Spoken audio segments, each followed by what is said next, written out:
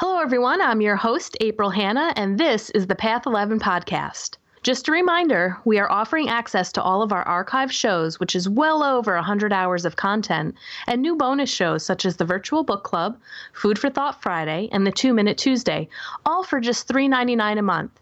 Think about it, guys. That's less than the cost of a pumpkin spice latte at Starbucks. Sign up for premium for just $3.99 a month. Now let's get to this week's show.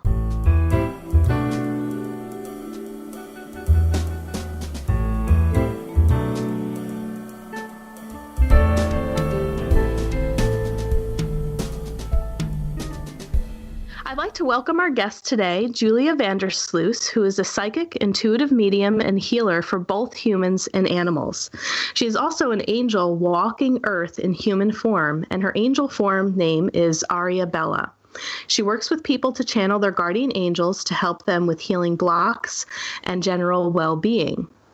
She is also here to share her knowledge of what she has seen and learned viewing Earth from God's side as a guardian angel. So welcome, Julia. Thank you. Thank you so much for having me. Now, do you prefer us to address you as Julia or as your angel, Bella? Anything that works for you. Some prefer Julia and some prefer Bella, so it's totally up to you. Okay. All right. So can you explain that a little bit to our listeners and, kind of tell us your story of how you came to meet Bella?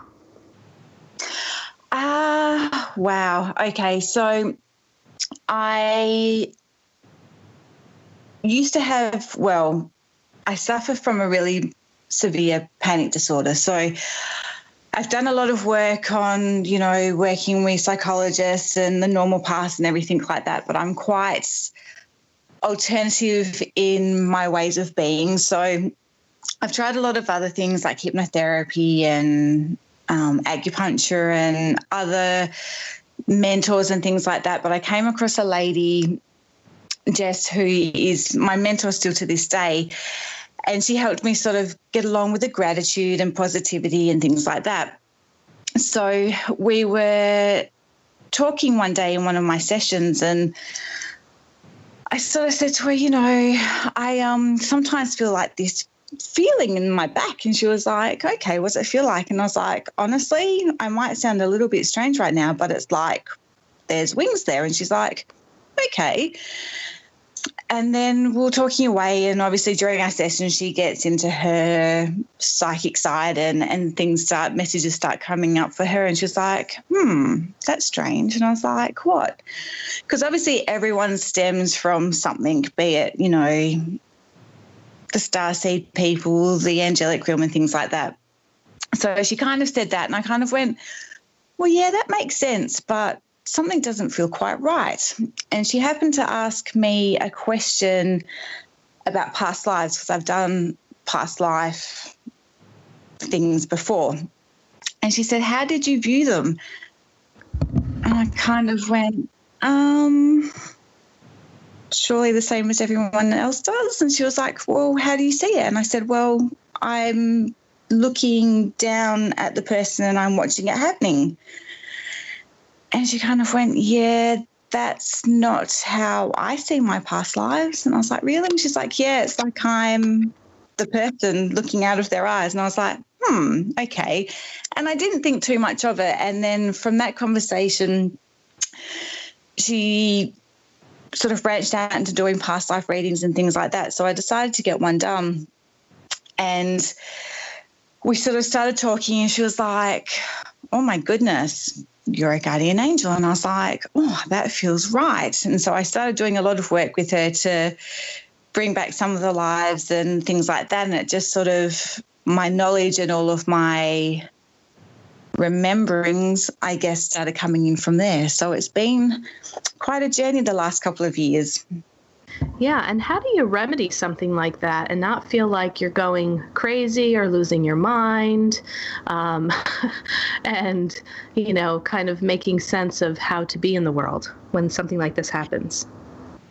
Definitely, but it's weird because I thought, again, because, I'm a warrior, I'm an overthinker, give me anything to panic about and I'll do it. But as soon as we started talking like that, and even some spiritual things to begin with would sort of not freak me out, but, you know, some things can be quite out there when you're experiencing them or doing them. But when we would go through things, it was like that puzzle piece just locking inside of me. And I was like, oh, that's why, you know, I don't feel all that right in my body, because, you know, this is the first time I've ever been a human, and no wonder why I panic about everything, because, you know, it's the first time I'm experiencing it. And, you know, I worked out that some of my panic stems a lot from the lives that I had held before being a human and things like that. So everything really started falling into place, and it was at that time that I could sort of start making friends with, you know, the panic and things like that, rather than sort of fighting so hard against it. So, yeah, it's been a lesson of discovery. Yeah, well, you know, it's interesting you say that. I recently ran a past life book club with a bunch of people here, and we reviewed the book Many Lives, Many Masters by Brian Weiss. And I regress people to do a past life regression, and one of the people in the group said she saw herself as an angel in a past life. Oh, wow. How lovely. Yeah, interesting. So now, Definitely. One of the reasons why we contacted you is because you're also an author of the book Angelical Wisdoms, Messages to Nourish the Soul. So I'm understanding that this book was channeled. Am I correct? Yeah. Yes, that's correct. Yeah, tell us a little bit about that process. It's funny. It's one of those little germs of ideas that sort of started as, you know, a semi-daily Facebook post and things like that. But I kept getting that nudge going, no, this needs to be not bigger than that, but, you know, it needs to be more than that. So I started adding it to my blog and doing a little video with it, and I was still getting that little nudge on my shoulder going, yeah, no, this needs to be, it still needs to evolve more. And then all of a sudden I sat down and I said, okay, these need to be in a book that can reach anybody and everybody that needs that little helping hand that we all need, you know, every day sometimes. So it sort of stemmed from there. And believe it or not, all of the channeled messages took me maybe an hour and a half in total to actually get them down. It was sort of the creating the book and getting the artwork and things like that actually was the thing that took the time. So obviously it was meant to come out and be there, because, yeah, it was actually out of a lot of the stuff that I channel, these actually came out the easiest. So I'm guessing, you know, like I said, they needed to come out at this time. So it just sort of flowed. Yeah. Well, and I do have a couple of questions, because when I read the foreword of your book, at first I was a little confused, because I thought that Ariabella was actually a real person that you had met as like a physical, like a human being, but then realized that it was an angel, like reincarnated into the human body. So I got a little confused at that until I understood a little bit better. But I want you to just describe that as well, just in case if our listeners would also be a little confused of how Ariabella kind of came through you or introduced herself to you, and how you integrate her into your body. Okay, so the foreword was done by one of I call her my twinnie, because she's, we're not necessarily twin souls, obviously, but she's my biggest cheerleader and bestest friend, and she's one of those ones that just get you on every level. She wrote the foreword, so she will only call me Ariabella. Oh, okay. I totally missed that. Yes. Palmina is her name. Oh, my God. No wonder why I was confused. Exactly. So she's writing about you. Okay. Got it. Yes. Yeah. So she sometimes in certain situations where people like who know me as Julia and everything as well, she'll sometimes grudgingly call me my human name.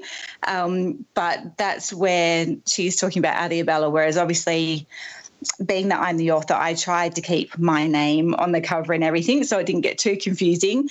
But Adiabella is obviously my soul's name, my guardian angel name and everything like that. So to be honest, she's with me every day.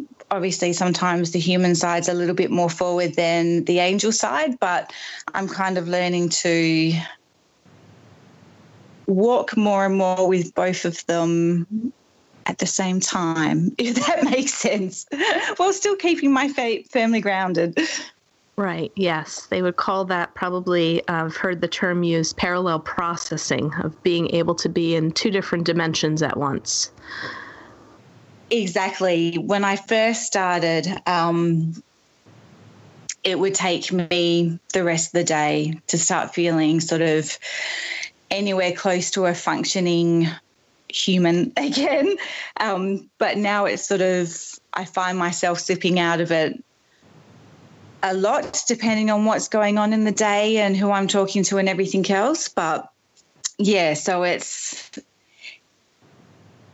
been a bit of a journey myself to obviously realise that, you know, that is a part of me, because I would be the same. I would be talking about, you know, Adiabella as a completely different entity and individual, and then I'd be like, well, no, actually that's my soul.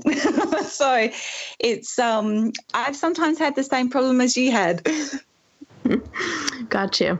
And it's in her forward, she also says that you were trained by Archangel Michael. So I'm curious to hear a little bit about that relationship with him and kind of what knowledge you were taught through Archangel Michael, because he's a pretty powerful archangel. I think most people, even if they're not trained in the angelic realm or know much about angels, most people have heard of Archangel Michael. Definitely.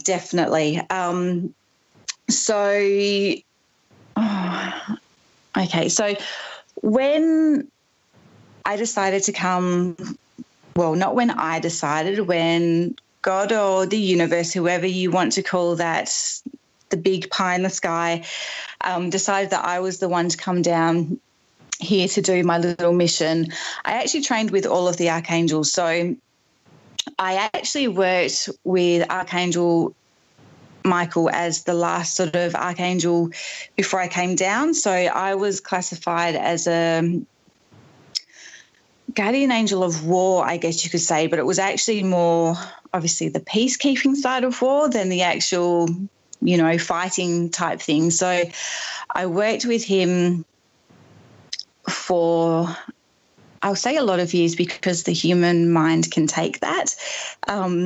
But one time when I was working, and I'll say it quickly, one time when I was working with my spiritual mentor before I was able to start bringing all this stuff up myself, she said something when she was completely in it and she didn't even remember, and she said, a blink of an angel's eyes is 1,000 years to a human. So you can imagine how long I've worked with Archangel Michael under his wing, I guess you could say, when I say I worked with him for a few years. So with him, it was all about guarding, protecting, sort of all of those big things that he's known for. And as well, I guess, about coming from a place of the love and acceptance and the light, rather than coming from the ego space of war. So he's absolutely incredible. And it's funny because before I even learned all of this, like many people, Archangel Michael was always one I called on, because obviously when you do suffer from anything not pleasant, sort of he's the one that you grasp on to help and protect and all of that. So it was quite interesting that after years of sort of begging for help, to know that I worked under him so closely is quite amazing. Yeah, absolutely. And has your understanding of learning more about this and understanding more of your soul, have you found that your anxiety has decreased because of that? Definitely. It really helped. The biggest thing that helped it, one of my last missions before going away and doing more learning and everything that I had to do before I came here, I was actually one of the guardian angels that worked during the German war. So I was there in the concentration camps with the mothers and the children, helping the children to pass as peacefully as possible when they were walking through the gas chambers. So I took away their anxiety and gave them peace as they were passing. So you can imagine how much anxiety I was feeling as a human, where I kept hold of all of that. So once I learned that and how amazing and powerful, and there was this whole process where they all sort of came to me in this sort of big bubble of light and just said, you know, you can let it go now. So that was a big sort of release for me. And it's just been the little things as well, you know, like knowing that, you know, not being in a body before, it's okay to feel those, oh, what is this? And I've learned to try to take that sort of childlike curiosity about things now, and also to realize, you know, I'm completely safe, I'm completely fine, and everything like that. So it's been amazing to help with all of that. I still have it because ideally I am a human right now, but it definitely helps. Right. Yeah, I don't think anyone that is, you know, here in the human body doesn't experience some form of anxiety, but, you know, some anxiety can definitely be more intense than others. Was yours to the level of agoraphobia?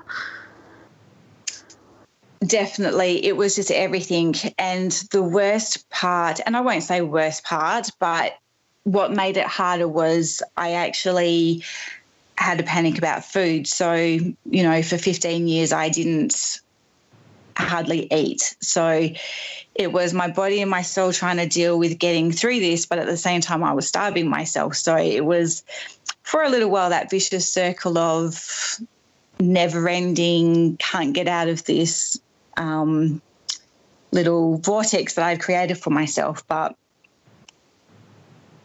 I got through it and I'm eating and I'm going out and living a life now. So anyone listening, it can be done.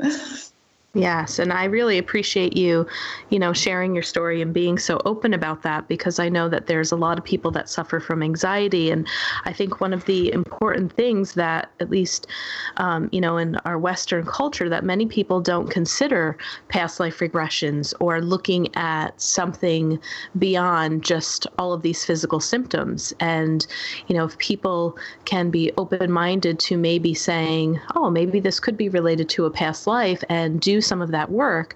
Personally, I have found that people heal by leaps and bounds with learning that information about what has happened in a past life. Absolutely. And I just, like you say, it's just the process of going through it that sometimes it just clicks. And don't get me wrong, they're not always, but sometimes they are miraculously sort of healed from it. But it's almost like you're giving that chunk of your psyche permission to let it go and say, it's okay now. You don't need to carry that anymore. You can see it. You've recognized it. You've loved it. Now you can let it go. So it can be a really beautiful thing. Yes. Now, I'm curious to know about your intuition. So, you know, if your soul has been this angel, is it safe to say that you have a very heightened intuition? More so than other people that have been incarnated as an angel before?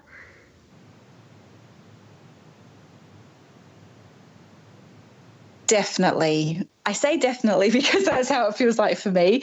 I think it can be that sort of fine-lined edge though, because obviously because I'm the intuition's so heightened and all of those other things, that can sometimes also be what can cause us things like anxiety and overwhelm and things like that, because there's things that you haven't experienced before, or you're too open to them. Like, before I learned about grounding and protecting my energy, I could walk into a shop and just be so overwhelmed with the noises and the feelings and everything bombarding me, and me not realizing that it wasn't myself, that I'd just be like, oh, I have to get out of here and run away. So there's that fine line between going, okay, what do I need to do to protect myself and shield myself, while at the same time still being open enough to receive whatever I need to receive. But definitely I think it helps, especially now as I'm delving more into it, having that the abilities that I had as a guardian angel definitely help in this lifetime, for sure. Great. And I wanted to share with the listeners two of my favorite passages in your book. And one is, being whole and complete means welcoming and hugging every single part of you, everything that has happened to you, everything that makes you you. Learn to praise your dark as well as your light to live in perfect harmony. I thought that was really beautiful. Just even now, it just gives me chills. It is a very nice one. And I really appreciate your blog too, because you have a great sense of humor, and also you keep it real, like you kind of talk about the struggle of, okay, so I am my soul is this angel, and here I am walking around in a human form, but who am I to say who's going to listen to me? It's like you also share a lot of some of those egoic fears that come up for, all of us trying to do some of this work. And you also talk a lot in your blogs about just being who you are, because obviously there is nobody else like you. So I really like how you empower people to try to stay authentic to themselves. Definitely. And I think a big part of everything that I do is that fact of, you know what, you're okay exactly as you are, right here, right now. Yes, obviously we can all do with evolvement of some kind. I never like hearing the word change, because I don't think it's about changing. It's more sort of evolving back to, some of your soul level, or, back to some of that sort of childlike wonder, rather than sort of the tainted adult.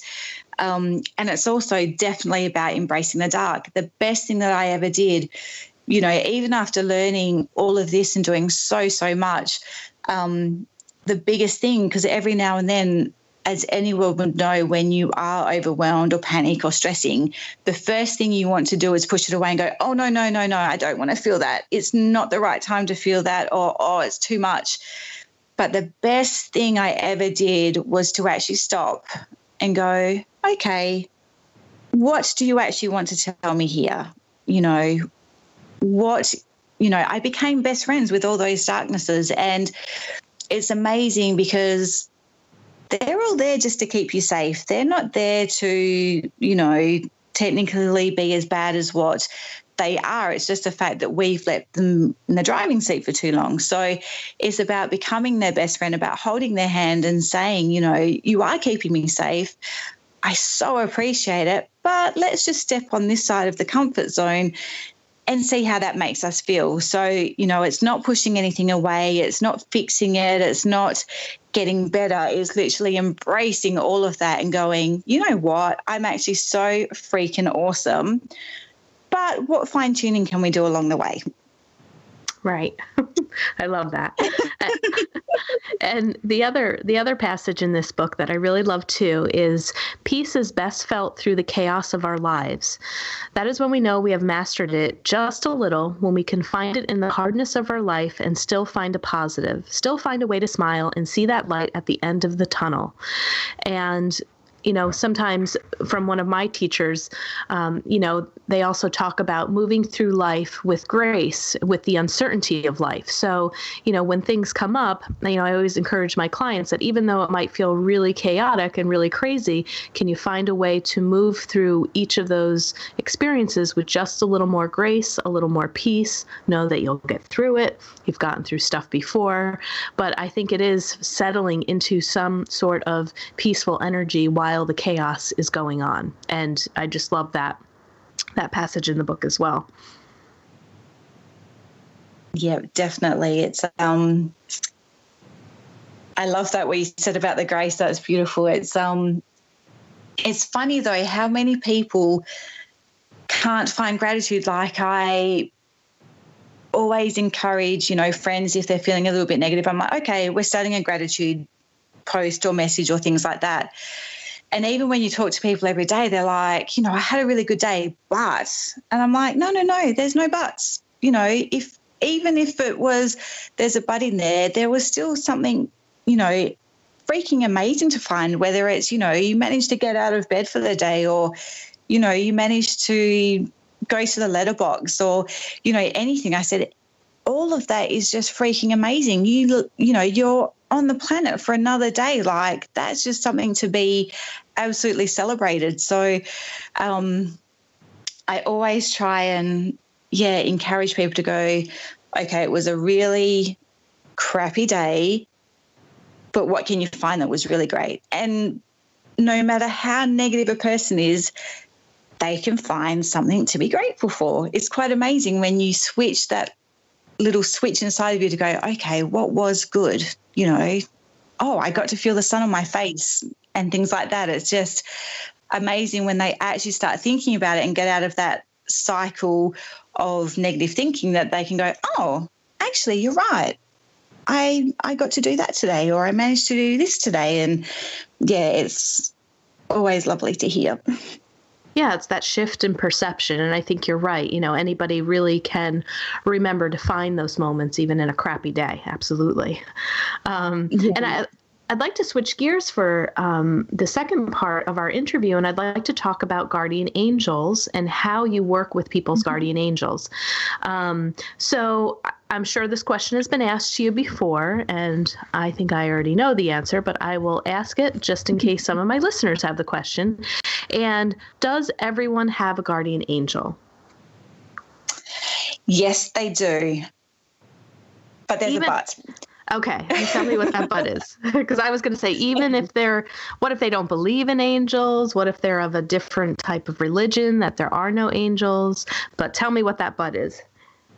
Okay, so firstly, no matter what you think, feel, your religion, anything like that, you have a guardian angel.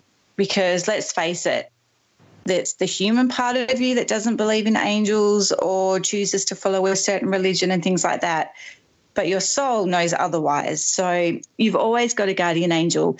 They may not always be close. They might not need to oversee you as closely as some other people, but you definitely have one. But it's funny because when I was figuring all of this stuff out, I was always one of those people where when someone said your angels or your soul guide or your guardian angel, I kind of all roll them into one. And that's why I kind of came up with what I call my spiritual pit crew, because it kind of encompasses everyone without me saying, okay, my guardian angel, okay, my soul guide, okay, my guides, okay, my extra angels that are around. Because let's face it, when you're asking for help or needing to know something, once you've sort of gone through all of those, you're kind of like, oh, okay, now that I've done all that, like I've had enough now. So I was going through with Jess, my mentor, one of my sessions with her, because I'm very similar to many lives, many masters. I'm doing one called Many Lives Guided, where I sort of take people through some of the lives I've guided. So she was helping me at first because at that point I hadn't delved into how to do it myself. And we learned that my guardian angel's name's Ingrid. And I went, Ingrid. I was like, well, where does Mary, my soul guide, come in? Because that's who my soul guide is called. And I was like, are they the same thing, or, what's going on here? And we realized that what everyone is calling their guardian angel is actually their soul guide. So your soul guide is a light being that's with you every single incarnation, life after life after life, whereas your guardian angel is kind of, I guess if you think about it in archangel things, it's kind of Archangel Michael sitting at the top there and overseeing what's going on. So your guardian angel is almost like the CEO of your operations, and then they're telling, your soul guide and your other guides and bringing in things, and they're kind of directing everything from above. But it's your soul guide that's sort of the one that you can, and don't get me wrong, you can still talk to your guardian angel and things like that, but they're of a much different frequency than anything else you can ever begin to imagine. So it's your soul guide that's the one that sort of you're talking to and that you can, converse with and everything like that. And then obviously your other guides and whoever comes along as well. So that was a really big learning experience for me because, like I said, I always thought that all of these words that people throw out were just the same old thing. So that's my but. Okay, interesting. And you also can do some of the services that, you do for others are guardian angel readings. And it sounds like that you help people find out who their guardian angel is, colors associated with them, and any messages that the guardian angels have. So can you describe what a session is like and how that works with the people that you work with? So I do it obviously remotely because we're working with energy, and I'll just connect in almost similar to when you're giving a reading of any kind where you connect in with their energy and things like that. But I need to take it a step further. So I sort of go up into the angelic realm and I'll ask permission to connect with the guardian angel because obviously sometimes the same with anything. Sometimes they may not want to connect. And then we have a conversation. So I find out their name. Every single one differs because all of the energy is so just like humans, the personality and everything that comes through can be so different. So some can be quite chatty. Some people just want to give some angels just want to give the bare basic stuff that they want to bring on. And obviously depending on sort of the human that you're doing the readings for, it will depend on how much information they can take.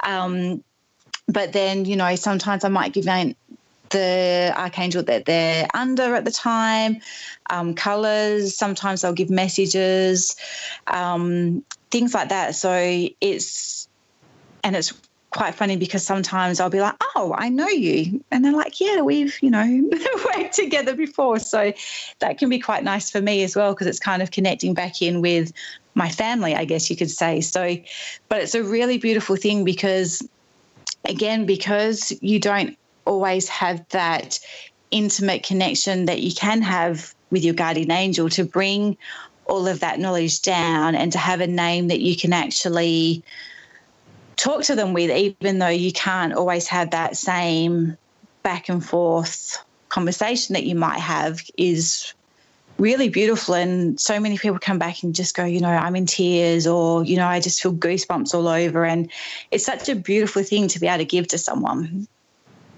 Wow, sounds great. This leads me into another thought that I had while you were saying that.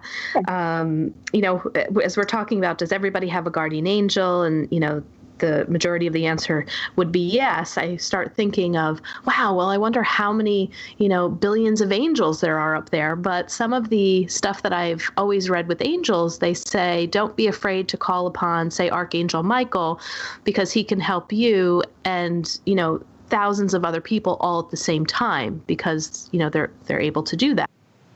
Yeah. There's actually a number of guardian angels that are assigned in the angelic realm, or are there countless angels, or is it a team?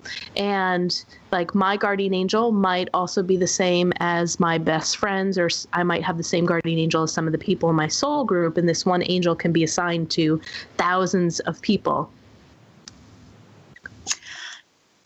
A little bit of both. So it's definitely a team, and there's a lot.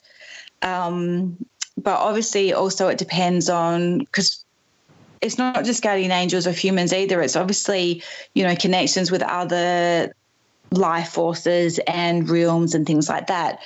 But it's definitely a team, and it's definitely under the umbrellas of the different archangels, and they can sometimes be simultaneously guiding other people at the same time. So I know myself, there's been times where I have done it with a few other than just one.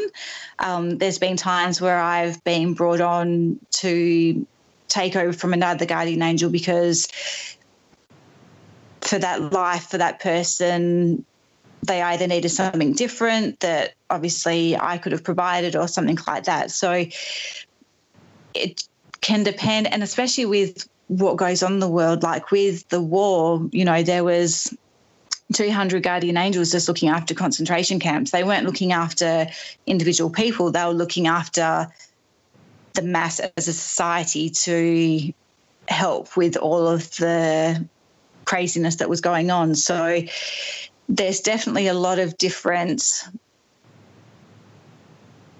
things involved with it, but they're definitely a team. Just like you've got the doing angels and the messenger angels. I was a messenger angel before I became a guardian angel. So there's, different teams and different angels doing different things, but it's definitely a team. But then it sort of becomes more evolved from there, from whatever's happening in the world. And what is a messenger angel? What's the difference between that and a guardian angel?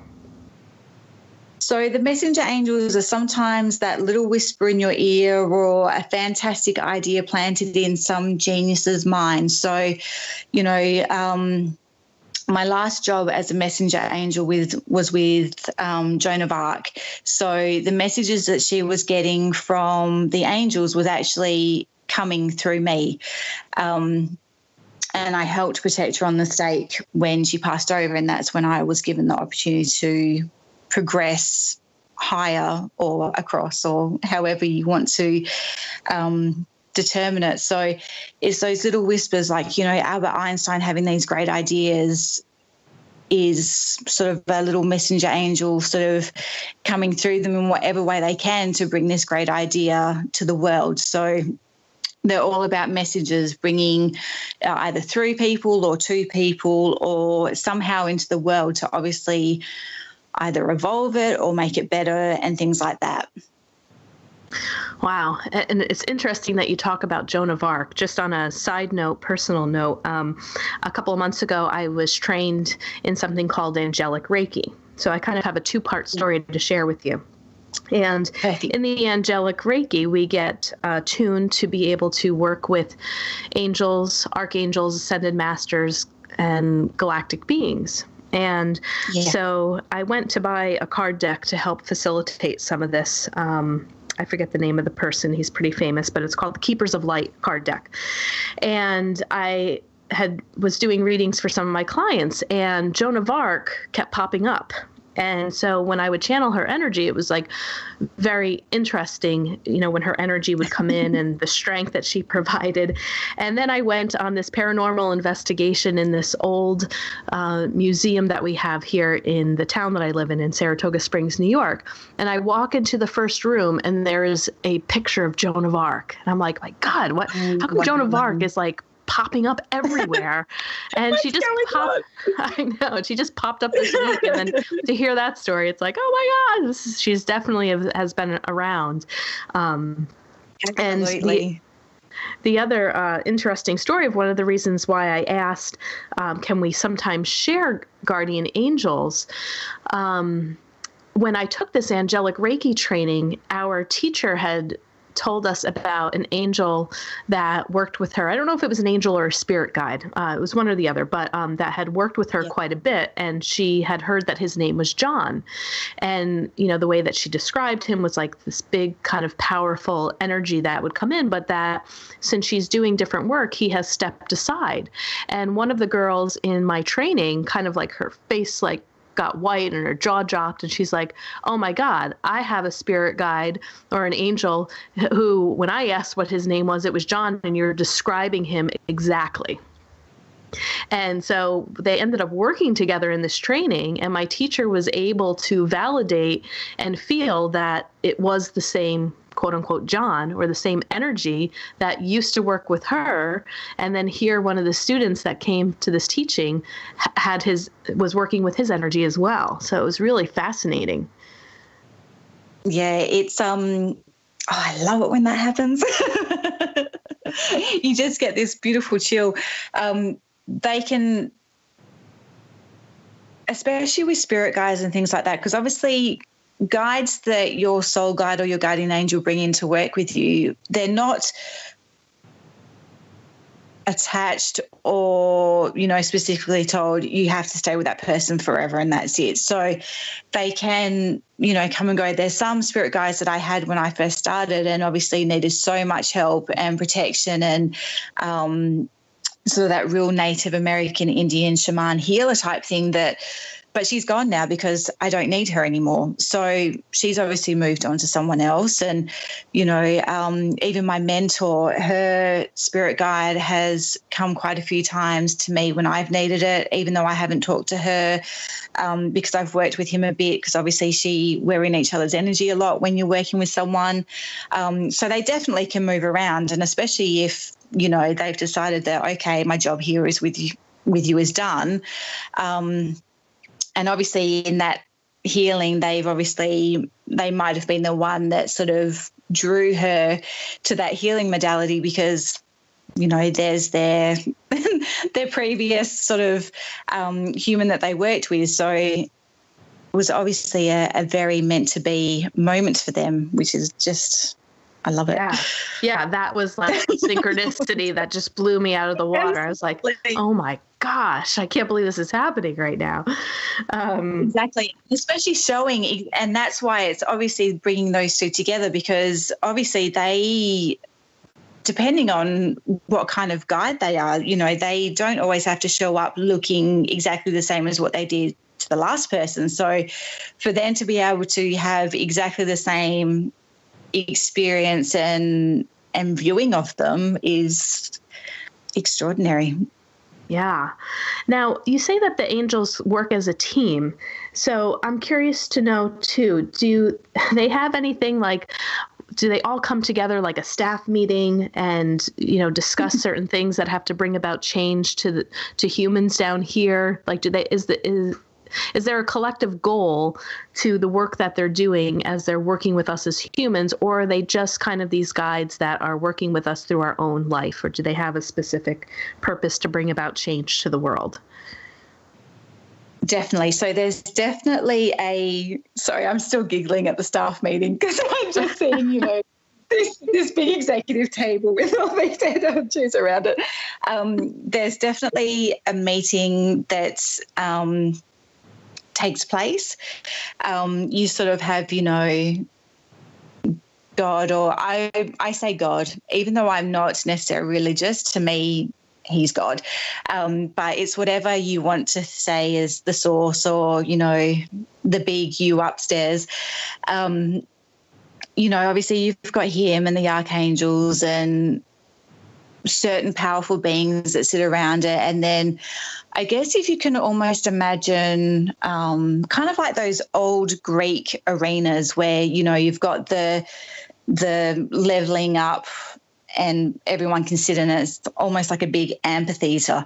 If you can imagine it like that and sort of, you've got obviously the guardian angels and anyone else that is going to be affected, ascended masters, sometimes people from other realms, and everything like that. And it's very much a collective of, and again, depending on what's happening in the world, because sometimes back in certain times when we were a bit more closer to maybe our soul back in the days where, we were a bit more used to working with and adoring gods and goddesses and Mother Earth and things like that, it was probably a little bit easier.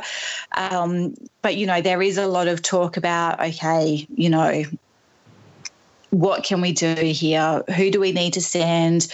And everything like that. And it's not necessarily in those kind of talks because obviously up there it's all just love, light, peace, joy, all of those most amazing emotions and feelings that you can positively think. So sometimes it can be a very head-scratching moment for us where we're like, holy cow, like what are they thinking? Like, hello, like it's so easy to choose the light. Just choose the light, damn it.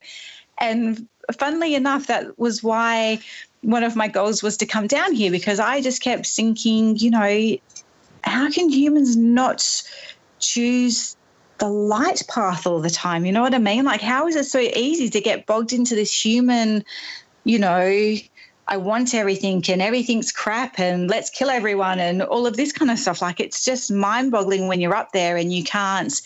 Fair enough, you can feel, what your charge is feeling, but you can't live it on the same scale as you do when you're a human living it. So, that was my first half of my human life experience, and probably why I had such a bad panic disorder and, let's throw everything ego-driven at me, was because, it's actually really easy to choose the ego path when you're living it. So, yeah. That's a very big thing. So obviously once I go back up there, I can start teaching and sort of saying, well, you know what, it's not as easy as what we think it is, because, and even our souls, like, it doesn't matter where you originate from. Our souls are just, as you know, this pure, loving energy that doesn't understand. And, no wonder why there's so much push-pull inside of us, because you've got this beautiful soul going, everything's so lovely, and then all of a sudden you're trapped in this human body going, what the hell is all of this stuff that we're feeling? So, a bit different once you've been, reincarnated so many times. You sort of get used to it and go, oh, yeah, it's just this same old human stuff again. But it's very mind-boggling to us up there, and especially those angels and beings that don't have as much human interaction. You just sort of, you're scratching your head going, oh, like, what? Right. Well, thank you so much for answering so many questions, that I had about this. And, you have some great stuff on your website. You offer great downloads, some free downloads. You have some guided meditations that you offer people on SoundCloud.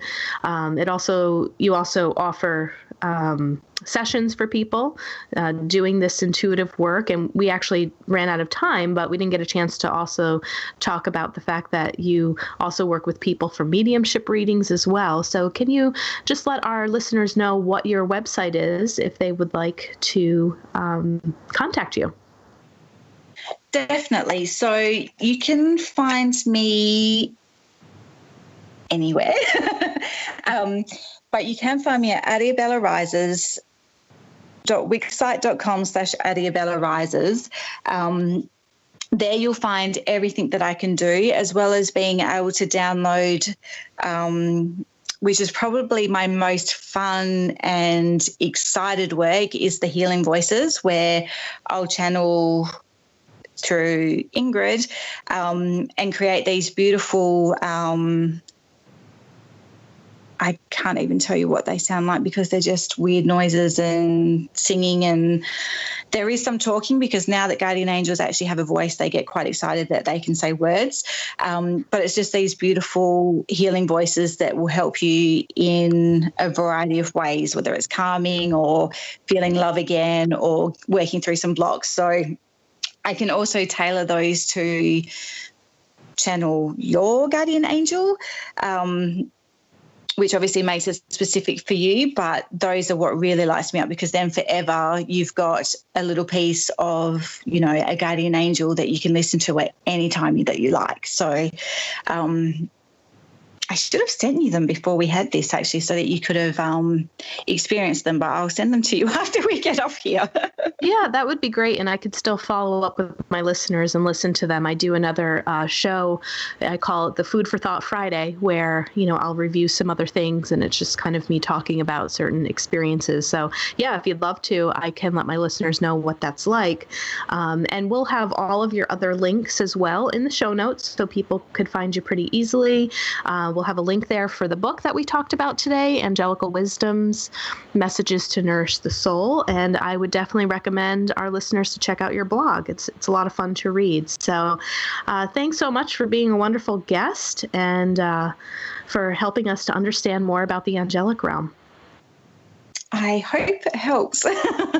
And thank you. It's been so lovely being able to talk on the other side of the world like this. It's amazing technology these days. It really is. And I have to say, my ears just love the Australian accent. So I was in bliss for this entire hour. Yes. I'm the same with your accent. I'm just like, because I love reading books, and obviously so many are set in America, but you're just like, how does that sound? So to hear your voice, I'm like, ah. Well, thank you very much. And thank you for the work that you're doing in this world. And, if you have any other books that come out, we'd love to have you back on the show. Perfect. There'll be some coming out this year, so you definitely have to chat again. All right. Thank you, Julia. Thank you so much. Well, I hope you all enjoyed that show, and don't forget to sign up for our premium service with over 100 hours of interviews, as well as our new segments such as 2-Minute Tuesdays, Food for Thought Fridays, as well as the virtual book club on Thursdays. All of these extra segments are only available for our premium subscribers. Visit the podcast section of our website at path11productions.com to learn more, or to start your subscription for only $3.99 a month. If you're not interested in a premium subscription, you can still use our smartphone app for both Android and iPhones. Just search for Path 11 in the Google Play App Store, or if on an iPhone, look for Path 11 in the iOS App Store. Of course, you can still catch our latest 5 interview shows at any time by subscribing to the Path 11 podcast in Apple Podcasts, Google Podcasts, Stitcher Radio, and iHeartRadio. If you want more information about our films, visit our website, path11productions.com, to purchase DVDs or to rent and stream each film. You can also find our trilogy of films on iTunes, Amazon Prime, and Gaia.com. Catch you next time.